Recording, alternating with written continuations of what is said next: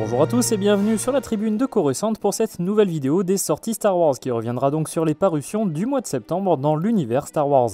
Avant de commencer à proprement parler cette vidéo, je vous invite à aller nous suivre sur Facebook, Twitter ou Instagram pour pouvoir suivre l'actualité Star Wars. On commence aujourd'hui avec la sortie d'une série, pas habituelle ceci dit, mais avec la sortie donc le 13 septembre de Lego Star Wars Reconstruire la Galaxie. À la différence des anciens courts-métrages de Lego, il s'agit ici d'une mini-série de plusieurs épisodes. Pour ce qui concerne les jeux, le 17 septembre sortira Jedi Survivor, mais sur PS4 et Xbox One, donc sur les anciennes générations de consoles. Le 26 septembre, toujours du côté des jeux vidéo, verra la sortie de la 3e saison de Star Wars Hunters, le jeu mobile également disponible sur Nintendo Switch. Pour ce qui concerne les comics en anglais, commençons le 4 septembre par plusieurs numéros, à commencer par Star Wars The Acolyte Kelnaka numéro 1, écrit par Cavan Scott, ainsi que 2 comics de la Haute République avec Echoes of Fear numéro 1, ainsi que Crash and Burn. Le 11 septembre sortiront également plusieurs comics, avec tout d'abord le numéro 50 de la série Star Wars de 2020, qui marquera donc le 50e et dernier numéro de cette série, mais également Inquisitors numéro 3 ainsi que The High Republic Adventures numéro 10. Le 18 septembre verra également la sortie d'un 50e numéro avec celui de la série Darth Vader de 2020 et qui marquera également la fin de cette série.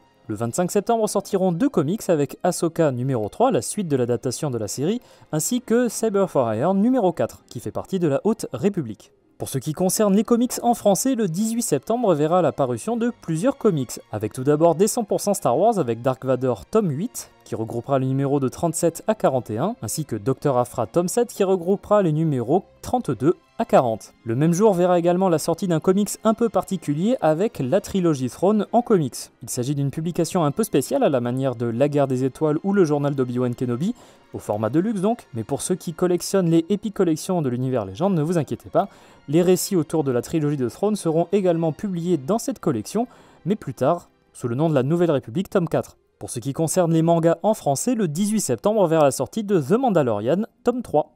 Pour les romans en VO, le 24 septembre sortira Tears of the Nameless, un roman jeune adulte de George Mann, qui fait partie bien évidemment de la seconde vague de la 3e phase de la Haute République.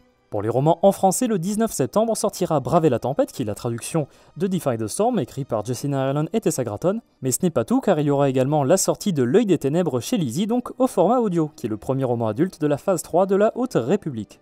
Finissons avec la publication d'un beau livre en France le 18 septembre avec l'encyclopédie des personnages de toutes les trilogies.